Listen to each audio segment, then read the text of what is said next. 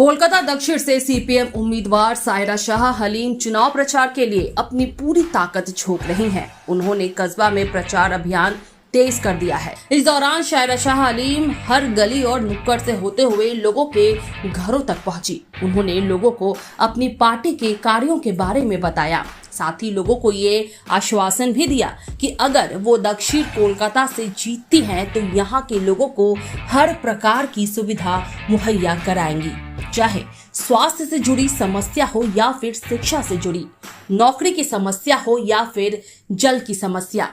वो लोगों के हर समस्या को दूर करने के लिए अपनी जी जान लगा देंगी। बता दें कि कभी वामपंथी दलों का गढ़ रहे बंगाल में अब सीपीआई सीपीएम जैसे दल अस्तित्व की लड़ाई लड़ रहे हैं। इस संघर्ष में वामपंथी दलों के लिए सायरा शाह हलीम उम्मीद की किरण नजर आती हैं। साल 2022 में टीएमसी के विधायक सुब्रतो मुखर्जी के निधन के बाद बालीगंज विधानसभा सीट पर हुए उपचुनाव में सायरा शाह हलीम ने तृणमूल के उम्मीदवार बाबुल सुप्रियो को कड़ी टक्कर दी थी। सायरा शाह हलीम चुनाव भले ही हार गई हो, मगर सुप्रियो की जीत से ज्यादा उनकी हार की चर्चा रही, क्योंकि लंबे अरसे बाद सीपीएम के किसी नेता को बंगाल में खुलकर लोगों का समर्थन मिला था। बात करें कोलकाता दक्षिण लोकसभा सीट की तो ये सीट पश्चिम बंगाल की हाई प्रोफाइल सीट मानी जाती है। इस लोकसभा सीट से साल 1991 से 9 बार से टीएमसी के उम्मीदवार जीत हासिल कर चुके हैं। ममता बनर्जी इस लोकसभा केंद्र से खुद 6 बार सांसद रह चुकी हैं और फिलहाल इस सीट से टीएमसी की सांसद माला रॉय हैं। सायरा शाह हलीम का मानना है कि लोग वामपंथ से नहीं बल्कि पुराने चेहरे देखकर थक गए हैं, नए चेहरे देखना चाहते हैं। अपनी बात हमेशा चीख चिल्ला कर रखना जरूरी नहीं होता। सौम्यता के साथ तार्किक बातों को लोग सुनते भी हैं और समझते भी हैं। बता दे 44 वर्षीय सायरा शाह हलीम मशहूर अभिनेता नसीरुद्दीन शाह की भतीजी हैं। उनके पिता Jamiruddin Shah retired lieutenant general हैं। अलीगढ़ मुस्लिम यूनिवर्सिटी के वाइस चांसलर भी रह चुके हैं। उनके पति डॉक्टर फौद हलीम बंगाल के पूर्व विधानसभा अध्यक्ष हाशिम अब्दुल हलीम के बेटे हैं और सीपीएम के स्थापित नेता हैं। सायरा शाह हलीम का घर दक्षिण कोलकाता में ही है। यही पति का क्लिनिक भी है।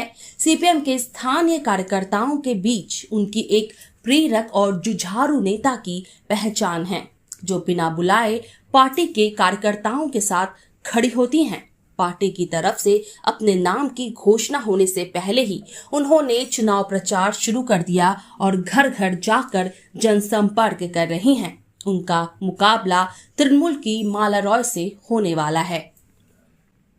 Bureau report, super news 24। देखिए, तृणमूल कांग्रेस एक बढ़ोतरी दे रही है। यहाँ पे हिंसा का शासन। हम लोग जो है धर्म और राजनीति को हम लोग मिक्स नहीं करते। हम लोग धर्म को अलग रखते हैं, राजनीति को अलग करते हैं। लेकिन यहाँ पे देखा जा रहा है तृणमूल कांग्रेस एकदम हिंसा को बढ़ावा देने की कोशिश कर रही है। अभी ये कंट्रोल में होने चाहिए। एक डिसिप्लिन होता है, एक लॉ एंड ऑर्डर होता है। तो ये तृणमूल कांग्रेस का उनसे संभला नहीं जा रहा। जो डिसिप्लिन हाथ से जा रहा है ये बहुत ही शांतिपूर्वक हो जाता, लेकिन ये डिसिप्लिन में कोई कमी थी, इस वजह से हिंसा की एक घटना हुई। दक्षिण कोलकाता से बीजेपी की तरफ से देवश्री चौधरी को उतारा गया है, उसके बारे में क्या बोलते? उनके बारे में क्या करूंगी मैं? पर्सनल कोई अटैक नहीं करी किसी को। हम लोग अपना काम कर रहे हैं, हमें जनता से समर्थन मिल रहा है, हम लोग दिख रहे हैं। बाकी कैंडिडेट्स दिख रहे हैं या नहीं दिख रहे, आप लोग जनता से पूछिए, आवाम से पूछिए। हम लोग तो हर जगह प्रचार कर रहे हैं, हम लोग हर जगह कोशिश कर रहे हैं, हम लोग जनता के साथ हैं इधर। इतना ही मैं बोलना चाहती हूँ।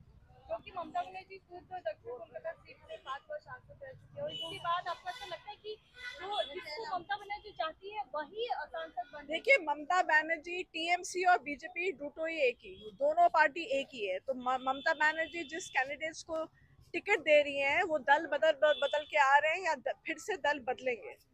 यहाँ पर देवश्री चौधरी जी कोई और वहाँ की कंस्टिट्यूंसी थी, वो वहाँ यहाँ पे डाल दिया।